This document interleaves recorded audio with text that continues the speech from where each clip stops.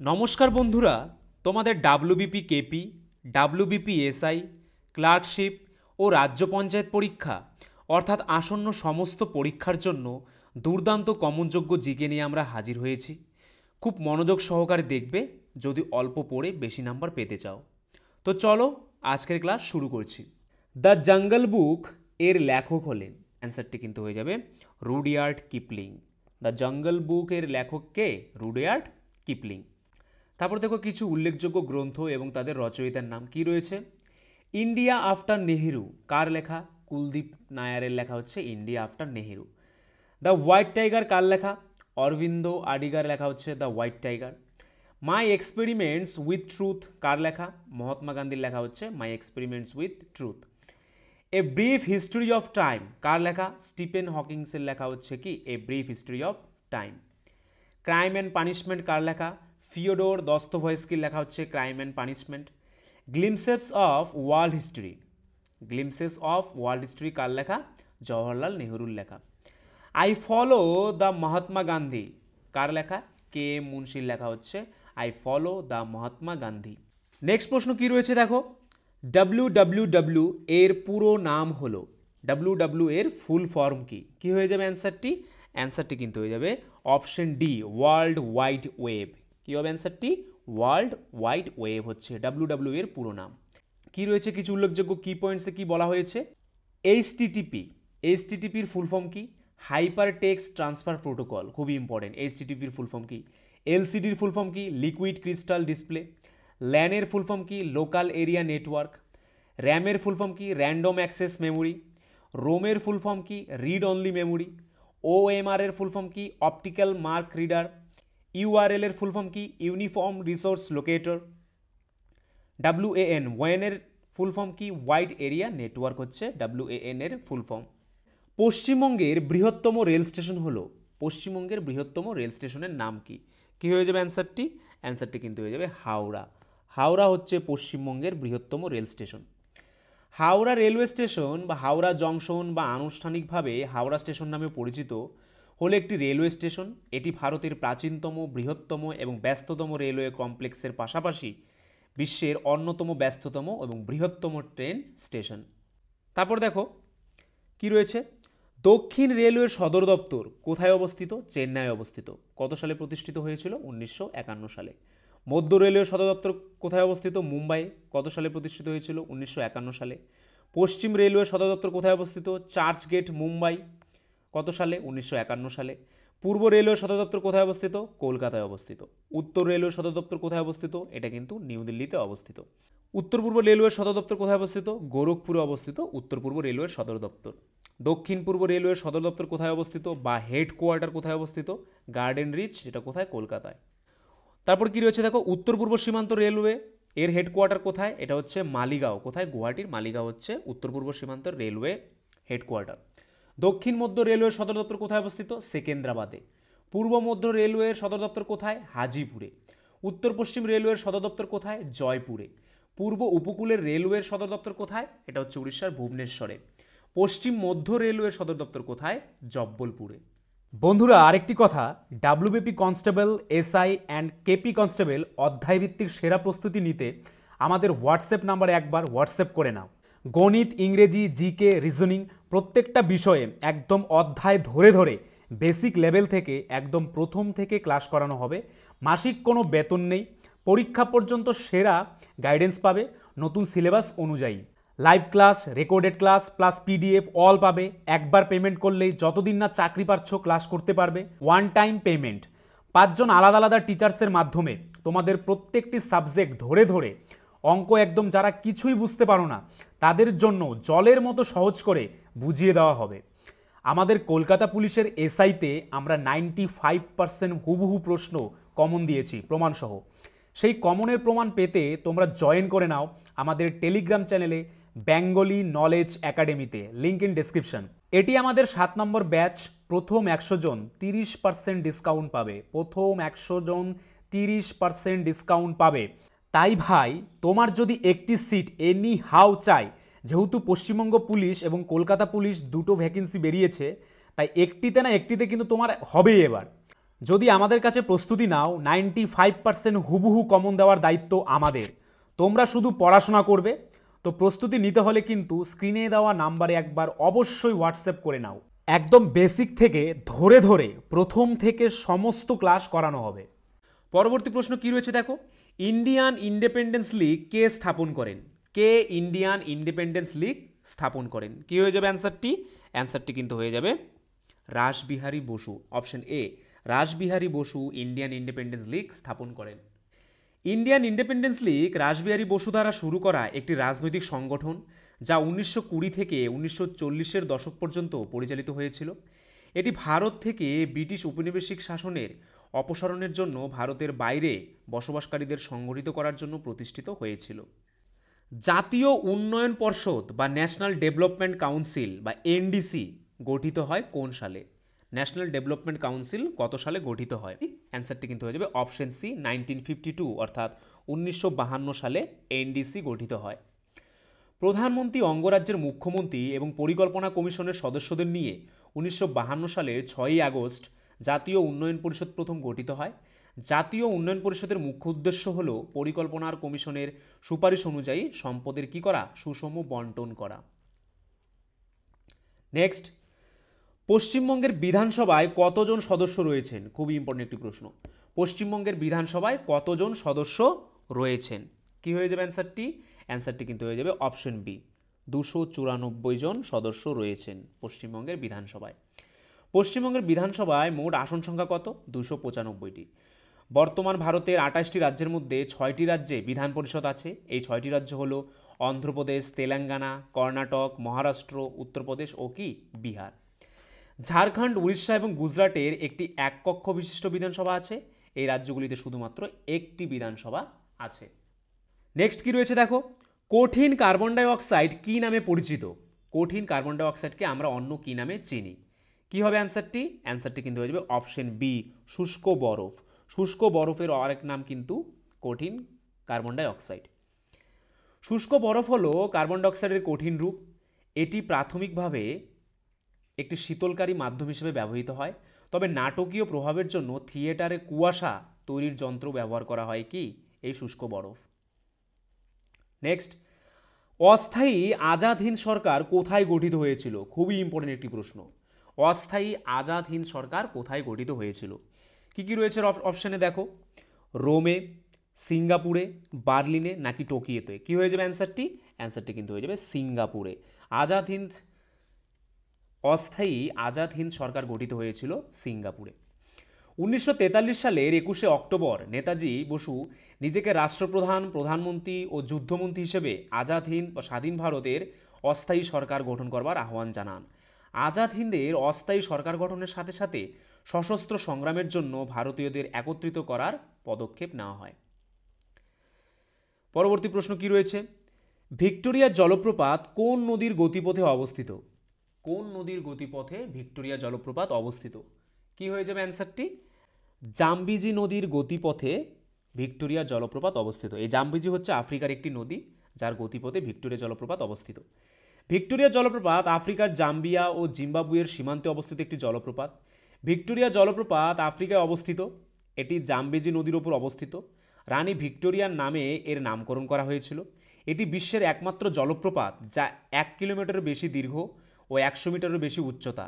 এটি 1989 সালে বিশ্ব ঐতিহ্য স্থান হিসেবে মনোনীত হয়েছিল। এটি একটি শক্তিশালী জলপ্রপাত। পরবর্তী প্রশ্ন কি রয়েছে, ইউনিয়ন পাবলিক সার্ভিস কমিশন বা ইউপিএসসির বর্তমান চেয়ারম্যান কে? ইউপিএসসির বর্তমান চেয়ারম্যান কে? কি হয়ে যাবে অ্যান্সারটি? অ্যান্সারটি কিন্তু হয়ে যাবে মনোজ সোনি। মনোজ সোনি হচ্ছে ইউপিএসসি বা ইউনিয়ন পাবলিক সার্ভিস কমিশনের বর্তমান চেয়ারম্যান। আর রস বার্কার কে ছিলেন? রস বার্কার ছিলেন ইউপিএসসির প্রথম চেয়ারম্যান। তাহলে ইউপিএসসির প্রথম চেয়ারম্যানের নাম কি? অ্যান্সারটি কিন্তু হয়ে যাবে রস বার্কার। পরবর্তী প্রশ্ন কি রয়েছে, ইকোসিস্টেম শব্দটি সর্বপ্রথম কে ব্যবহার করেন? ইকোসিস্টেম শব্দটি সর্বপ্রথম কে ব্যবহার করেন? কি হয়ে যাবে অ্যান্সারটি? অ্যান্সারটি কিন্তু হয়ে যাবে ট্যান্সলি। এ.জি. ট্যান্সলি সর্বপ্রথম ইকোসিস্টেম শব্দটি ব্যবহার করেন। 1935 খ্রিস্টাব্দে বাস্তুবিদ এ.জি. ট্যান্সলি বাস্তুতন্ত্র বা ইকোসিস্টেম শব্দটি প্রথম চয়ন করেন। আর ইকোলজি শব্দটি জার্মান বিজ্ঞানী আর্নেস্ট হেকেল 1869 সালে সর্বপ্রথম প্রণয়ন করেন। ইকোলজি শব্দটি সর্বপ্রথম কে প্রণয়ন করেন তাহলে? অ্যান্সারটি কিন্তু হয়ে যাবে আর্নেস্ট হেকেল। নেক্সট, ভারতে কোন বছর সর্বপ্রথম দূরদর্শন সম্প্রচার শুরু হয়? ভারতে কোন বছর সর্বপ্রথম দূরদর্শন সম্প্রচার শুরু হয়? কি হয়ে যাবে অ্যান্সারটি? অ্যান্সারটি কিন্তু হয়ে যাবে 1959, অর্থাৎ 1959 সালে ভারতে সর্বপ্রথম দূরদর্শন সম্প্রচার শুরু হয়। 1959 খ্রিস্টাব্দে প্রথম সম্প্রচার শুরু হওয়ার পরে 1965 সালে আকাশবাণীর একটি অংশ হিসেবে আরম্ভ হয় দূরদর্শনের নিয়মিত সম্প্রচার, এবং 1972 সালে ভারতের টেলিভিশন পরিষেবা মুম্বাই, তদানীন্তন বোম্বে এবং অমৃতসর পর্যন্ত পরিবর্ধিত হয়। এরপর 1975 সাল পর্যন্ত মোট 60টি শহর দূরদর্শন পরিষেবার আওতাভুক্ত হয়। পরবর্তী প্রশ্ন কি রয়েছে দেখো, একজন বিপ্লবীর নাম করো যিনি রাইটার্স বিল্ডিংয়ে আক্রমণ করেছিলেন। একজন বিপ্লবীর নাম করো যিনি রাইটার্স বিল্ডিং আক্রমণ করেছিলেন। কি কি রয়েছে অপশানে? মৃগেন দত্ত, প্রফুল্ল চাকি, বিনয় বসু, অনাথ বন্ধু পাজা। এদের মধ্যে কে একজন যিনি রাইটার্স বিল্ডিংয়ে আক্রমণ করেছিলেন? কি হয়ে যাবে অ্যান্সারটি? অ্যান্সারটি কিন্তু হয়ে যাবে বিনয় বসু। এই বিনয়ের সঙ্গে সঙ্গে কিন্তু আরও দুজনও ছিলেন, সে হচ্ছে বিনয়, বাদল, দীনেশ। এরা তিনজনে কিন্তু সেই রাইটার্স বিল্ডিংয়ে আক্রমণ করেছিলেন। এদেরকে একত্রে কি বলা হয়? বিবাদী। রাষ্ট্রসংঘের কয়টি স্থায়ী সদস্য রয়েছে? রাষ্ট্রসংঘের কয়টি স্থায়ী সদস্য রয়েছে? কি হয়ে যাবে অ্যান্সারটি? অ্যান্সারটি কিন্তু হয়ে যাবে 5টি। রাষ্ট্রসংঘের মোট 5টি স্থায়ী সদস্য রয়েছে। জাতিসংঘেও নিরাপত্তা পরিষদের স্থায়ী সদস্য, জাতিসংঘের নিরাপত্তা পরিষদের স্থায়ী সদস্যরা স্থায়ী 5 বা বিগ 5 বা P5 নামে পরিচিত। হলো 5টি সার্বভৌম রাষ্ট্র যাদের 1945 সালের জাতিসংঘ সনদ জাতিসংঘ নিরাপত্তা পরিষদ স্থায়ী আসন দেয়। এই 5টি সদস্য কে কে? চীন, ফ্রান্স, রাশিয়া, যুক্তরাজ্য এবং মার্কিন যুক্তরাষ্ট্র। আর রাষ্ট্রসংঘের অস্থায়ী সদস্য রয়েছে কয়টি? এটি কিন্তু 10টি। এটি কিন্তু মনে রাখবে, স্থায়ী রয়েছে 5টি বাট অস্থায়ী রয়েছে 10টি। পরবর্তী প্রশ্ন কি রয়েছে, কোন জাতীয় সড়কপথ শেরশাহ সুরি মার্গ নামে পরিচিত? কোন জাতীয় সড়কপথ শেরশাহ সুরি মার্গ নামে পরিচিত? কি হয়ে যাবে অ্যান্সারটি? অ্যান্সারটি কিন্তু হয়ে যাবে option C, NH1, national highway 1 Shershah Suri Marg নামে পরিচিত। শেরশাহ সুরি ছিলেন সুরি সাম্রাজ্যের প্রতিষ্ঠাতা। তিনি বিখ্যাত গ্র্যান্ড ট্র্যাঙ্ক রোড তৈরি করেছিলেন। তাহলে বিখ্যাত গ্র্যান্ড ট্র্যাঙ্ক রোড কে তৈরি করেছিলেন? শেরশাহ সুরি, যা 5টি আধুনিক দেশকে কি করেছিল? সংযুক্ত করেছিল। পরবর্তী প্রশ্ন কি রয়েছে, ভারতে প্রতিষ্ঠিত প্রথম ব্যাংক কোনটি? ভারতে প্রতিষ্ঠিত প্রথম ব্যাংক কোনটি? কি হয়ে যাবে অ্যান্সারটি? অ্যান্সারটি কিন্তু হয়ে যাবে bank of Hindustan. Bank of Hindustan হচ্ছে ভারতে প্রতিষ্ঠিত প্রথম ব্যাংক। নেক্সট, কোন মৌলের পারমাণবিক ব্যাসার্ধ সবচেয়ে বেশি? নিচের অপশনগুলির মধ্যে কোন মৌলটির পারমাণবিক ব্যাসার্ধ সবচেয়ে বেশি? কি কি রয়েছে অপশনে? বেরিলিয়াম, লিথিয়াম, নাইট্রোজেন নাকি কার্বন? কি হবে অ্যান্সারটি? অ্যান্সারটি কিন্তু হয়ে যাবে অপশন বি, লিথিয়াম। লিথিয়ামের পারমাণবিক ব্যাসার্ধ সবচেয়ে বেশি। পারমাণবিক ব্যাসার্ধ হলো একটি পরমাণুর নিউক্লিয়াস এবং একটি ইলেকট্রনের বাহ্যিকতম কক্ষপথের মধ্যে দূরত্ব। এটা হচ্ছে পারমাণবিক ব্যাসার্ধ। নেক্সট, আলিপুর বোমার মামলায় অরবিন্দ ঘোষকে আইনি সমর্থন করেছিলেন কে? খুবই ইম্পর্টেন্ট একটি প্রশ্ন। আলিপুর বোমা মামলায় অরবিন্দ ঘোষকে আইনি সমর্থন করেছিলেন কে? অ্যান্সারটি কিন্তু হয়ে যাবে দেশবন্ধু চিত্তরঞ্জন দাস। চিত্তরঞ্জন দাস অরবিন্দ ঘোষকে আইনি সমর্থন করেছিলেন। অরবিন্দ ঘোষ, বারিন ঘোষ এবং অন্যান্য 38 জন বাঙালি জাতীয়তাবাদীকে আলিপুর ষড়যন্ত্র মামলায় অভিযুক্ত করা হয়। চিত্তরঞ্জন দাস আলিপুর ষড়যন্ত্র মামলায় অরবিন্দ ঘোষের আইনজীবী হিসেবে হাজির হন। চিত্তরঞ্জন দাসকে কি বলা হয়? দেশবন্ধু বলা হয়। পরবর্তী প্রশ্ন কি রয়েছে, প্যাটাজিয়াম কোন প্রাণীদের দেহে দেখা যায়? খুবই ইম্পর্টেন্ট একটি প্রশ্ন। প্যাটাজিয়াম কোন প্রাণীদের দেহে দেখা যায়? কি হয়ে যাবে অ্যান্সারটি? অ্যান্সারটি কিন্তু হয়ে যাবে বাদুড়। বাদুড়ের দেহে কিন্তু প্যাটাজিয়াম দেখা যায়। প্যাটাজিয়াম হলো হাত ও পায়ের সংযোগকারী পর্দা বিশেষ, যা বলতে প্রধানত বাদুড়ের ডানাকে বোঝায়। তবে ব্যাং, লিজার্ড সহ অন্যান্য অনেক প্রাণী যারা উড়তে পারে তাদের শরীরে দেখা যায়। নিচের কোন ক্ষেত্র থেকে ভারত তার সর্বাধিক জিডিপি আয় করে? খুবই ইম্পর্টেন্ট একটি প্রশ্ন। নিচের কোন ক্ষেত্র থেকে ভারত তার সর্বাধিক জিডিপি আয় করে? কি কি রয়েছে অপশনে? নির্মাণ ক্ষেত্র, পরিষেবা ক্ষেত্র, কৃষি ক্ষেত্র, উৎপাদন ক্ষেত্র। কি হয়ে যাবে অ্যান্সারটি? অ্যান্সারটি কিন্তু হয়ে যাবে অপশন বি, পরিষেবা ক্ষেত্র। পরিষেবা ক্ষেত্র থেকে ভারত তার সর্বাধিক জিডিপি আয় করে। পরবর্তী প্রশ্ন কি রয়েছে, সমুদ্রের জলের প্রধান লবণ হলো? সমুদ্রের জলের প্রধান লবণ হলো কি হয়ে যাবে অ্যান্সারটি? অ্যান্সারটি কিন্তু হয়ে যাবে সোডিয়াম ক্লোরাইড। সমুদ্রের জলের প্রধান লবণ হচ্ছে সোডিয়াম ক্লোরাইড। সমুদ্রের জলে সবচেয়ে প্রচলিত দুটি আয়ন হলো ক্লোরাইড এবং সোডিয়াম। একসাথে তারা সমুদ্রের সমস্ত দ্রবীভূত আয়নের প্রায় 85% তৈরি করে। সমুদ্রের জলে লবণের ঘনত্ব বা লবণাক্ততা তাপমাত্রা, বাষ্পীভবন এবং বৃষ্টিপাতের সাথে পরিবর্তিত হয়। পরবর্তী প্রশ্ন কি রয়েছে দেখো, কোন জোড়টি একই খেলার দুটো নাম বোঝাচ্ছে? নিচের অপশনগুলির মধ্যে কোন জোড়টি একই খেলার বাট নাম হচ্ছে দুটো? কি হয়ে যাবে অ্যান্সারটি? দেখো প্রথমে অপশনগুলো দেখব কি কি রয়েছে। ভলিবল, স্কোয়াশ দুটো আলাদা খেলা, soccer, football, billiards, snooker, golf, polo, এদের মধ্যে কোন দুটি খেলা একই খেলা বাট নাম আলাদা? কি হয়ে যাবে অ্যান্সারটি? অ্যান্সারটি কিন্তু হয়ে যাবে সকার, ফুটবল। সকার আর ফুটবল কিন্তু একই খেলা। পরবর্তী প্রশ্ন কি রয়েছে, নিচের কোনটি এমন একমাত্র পাখি যারা পিছনের দিকে উড়তে পারে? খুবই ইম্পর্টেন্ট আরেকটি প্রশ্ন। নিচের কোনটি এমন একমাত্র পাখি যারা পিছনের দিকে উড়তে পারে? কি হয়ে যাবে অ্যান্সারটি? অ্যান্সারটি কিন্তু হয়ে যাবে অপশন ডি, হামিংবার্ড। হামিংবার্ড এমন একটি পাখি যারা পিছনের দিকে উড়তে পারে। এই পাখিগুলি পৃথিবীর সবচেয়ে ছোট পরিযায়ী পাখি। এই পাখির ডানার নকশা অন্যান্য ধরনের পাখিদের থেকে আলাদা হয়। তাদের কাঁধে একটি অনন্য বল এবং সকেট জয়েন্ট রয়েছে, যা পাখিটিকে তার ডানা 180 ডিগ্রি সব দিকে ঘোরাতে সাহায্য করে। এই পাখির ডানার আকার লম্বা, সরু এবং টেপারড, যা তাদের বাতাসের মধ্যে দিয়ে আরও দ্রুত এবং সহজে চলাচল করতে সাহায্য করে। নেক্সট কি রয়েছে, কোনটি একটি নিষ্ক্রিয় বা ভেস্টিজিয়াল অঙ্গ? নিচের অপশনগুলির মধ্যে কোনটি একটি নিষ্ক্রিয় বা ভেস্টিজিয়াল অঙ্গ? কি কি রয়েছে অপশনগুলো? প্যাপিলি, অ্যাপেন্ডিক্স, অন্তর্ভিল্লি বা ভিলাই, নাকি নখ? কি হয়ে যাবে অ্যান্সারটি? অ্যান্সারটি কিন্তু হয়ে যাবে অ্যাপেন্ডিক্স। অ্যাপেন্ডিক্স কিন্তু একটি নিষ্ক্রিয় অঙ্গ। তারপর দেখো মানবদেহের কিছু নিষ্ক্রিয় অঙ্গসমূহ কি কি রয়েছে। চোখের ভেতরের দিকের কোনায় উপপল্লব, আক্কেল দাঁত সহ কয়েক ধরনের দাঁত, গায়ের লোম, বহিকর্ণের পাশের 3টি করে কর্ণপেশি, লেজ না থাকলেও পুচ্ছাস্থি, বৃহদান্তের সাথে যুক্ত অ্যাপেন্ডিক্স, এগুলি হচ্ছে মানবদেহের কিছু নিষ্ক্রিয় অঙ্গসমূহ। পরবর্তী প্রশ্ন কি রয়েছে, কে প্রথম যৌগিক অণুবীক্ষণ যন্ত্র তৈরি করেন? কে প্রথম যৌগিক অণুবীক্ষণ যন্ত্র তৈরি করেন? কি হয়ে যাবে অ্যান্সারটি? অ্যান্সারটি কিন্তু হয়ে যাবে জ্যাকারিয়াস জেনসেন। জ্যাকারিয়াস জেনসেন সর্বপ্রথম যৌগিক অণুবীক্ষণ যন্ত্র তৈরি করেন। তারপর দেখো সরল অণুবীক্ষণ যন্ত্র কে তৈরি করেন? লিউয়েন হক। ইলেকট্রন অণুবীক্ষণ যন্ত্র কে তৈরি করেন? নল ও রুস্কা ইলেকট্রন অণুবীক্ষণ যন্ত্র তৈরি করেন। মানবদেহের কোন অঙ্গ ভারসাম্য বজায় রাখতে সহায়তা করে? মানবদেহের কোন অঙ্গটি দেহের ভারসাম্য বজায় রাখতে সহায়তা করে? কি হয়ে যাবে অ্যান্সারটি? অ্যান্সারটি কিন্তু হয়ে যাবে কর্ণ। কি হবে অ্যান্সারটি? কর্ণ। কর্ণ মানবদেহের ভারসাম্য বজায় রাখতে সহায়তা করে। কর্ণ দুটি সংবেদনশীল ক্রিয়াকলাপ সম্পাদন করে, শ্রবণ এবং শরীরের কি করে? ভারসাম্য রক্ষণাবেক্ষণ করে।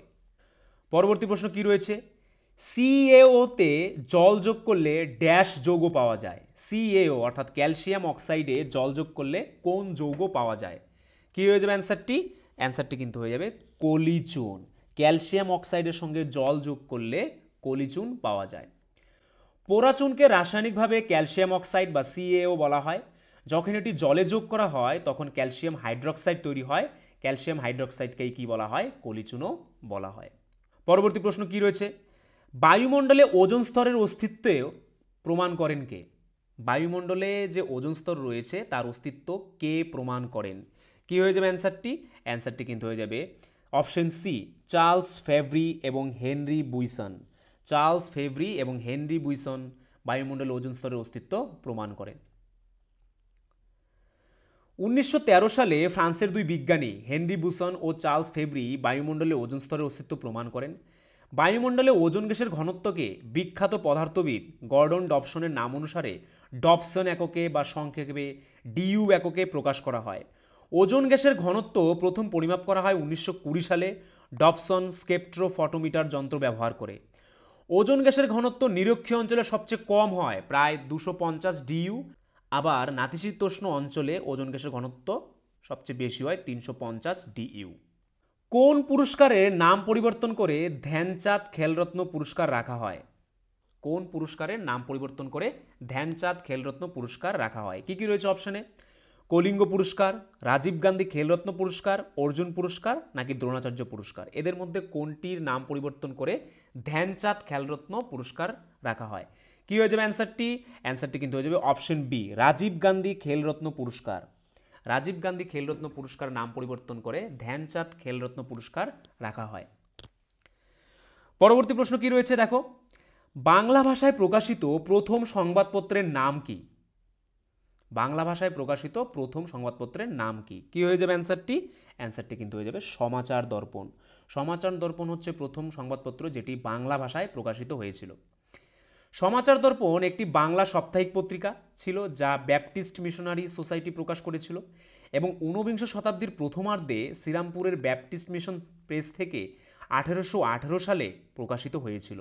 এটি প্রথম ভারতীয় ভাষার সংবাদপত্র হিসেবে বিবেচিত হয়। তো বন্ধুরা, এই ছিল আজকের ভিডিও। তো তোমরা যদি আমাদের চ্যানেলে নতুন হয়ে থাকো, আমাদের চ্যানেলটিকে অবশ্যই সাবস্ক্রাইব করে নোটিফিকেশন অল করে রাখবে। তার পাশাপাশি তোমরা যদি আমাদের পুলিশের ব্যাচে অ্যাডমিশন নিতে চাও, আমাদের স্ক্রিনে দেওয়া নাম্বারে একবার অবশ্যই হোয়াটসঅ্যাপ করে নেবে। আর আজকের ভিডিওর যদি পিডিএফ পেতে চাও তাহলে আমাদের টেলিগ্রাম চ্যানেলে জয়েন করে নাও, বেঙ্গলি নলেজ একাডেমি এই চ্যানেলে, যেটি এই ভিডিও ডেসক্রিপশনে দেওয়া রয়েছে। তাহলে চলো আজকের জন্য এতটুকুই, সবাইকে ধন্যবাদ। বন্ধুরা, আরেকটি কথা, WBP constable, SI and KP constable অধ্যায়ভিত্তিক সেরা প্রস্তুতি নিতে আমাদের হোয়াটসঅ্যাপ নাম্বারে একবার হোয়াটসঅ্যাপ করে নাও। গণিত, ইংরেজি, জিকে, রিজনিং প্রত্যেকটা বিষয়ে একদম অধ্যায় ধরে ধরে বেসিক লেভেল থেকে একদম প্রথম থেকে ক্লাস করানো হবে। মাসিক কোনো বেতন নেই, পরীক্ষা পর্যন্ত সেরা গাইডেন্স পাবে নতুন সিলেবাস অনুযায়ী। Live class, recorded class plus PDF all পাবে। একবার পেমেন্ট করলেই যতদিন না চাকরি পাচ্ছ ক্লাস করতে পারবে। One time payment. 5 জন আলাদা আলাদা টিচার্সের মাধ্যমে তোমাদের প্রত্যেকটি সাবজেক্ট ধরে ধরে অঙ্ক একদম যারা কিছুই বুঝতে পারো না তাদের জন্য জলের মতো সহজ করে বুঝিয়ে দেওয়া হবে। আমাদের কলকাতা পুলিশের এসআইতে আমরা 95% হুবহু প্রশ্ন কমন দিয়েছি প্রমাণসহ। সেই কমনের প্রমাণ পেতে তোমরা জয়েন করে নাও আমাদের টেলিগ্রাম চ্যানেলে বেঙ্গলি নলেজ একাডেমিতে, লিঙ্ক ইন ডেসক্রিপশন। এটি আমাদের 7 নম্বর ব্যাচ। প্রথম 100 জন 30% ডিসকাউন্ট পাবে। প্রথম 100 জন 30% ডিসকাউন্ট পাবে। তাই ভাই, তোমার যদি একটি সিট এনি হাউ চাই, যেহেতু পশ্চিমবঙ্গ পুলিশ এবং কলকাতা পুলিশ দুটো ভ্যাকেন্সি বেরিয়েছে, তাই একটিতে না একটিতে কিন্তু তোমার হবেই এবার। যদি আমাদের কাছে প্রস্তুতি নাও, 95% হুবহু কমন দেওয়ার দায়িত্ব আমাদের। তোমরা শুধু পড়াশোনা করবে। তো প্রস্তুতি নিতে হলে কিন্তু স্ক্রিনে দেওয়া নাম্বারে একবার অবশ্যই হোয়াটসঅ্যাপ করে নাও। একদম বেসিক থেকে ধরে ধরে প্রথম থেকে সমস্ত ক্লাস করানো হবে।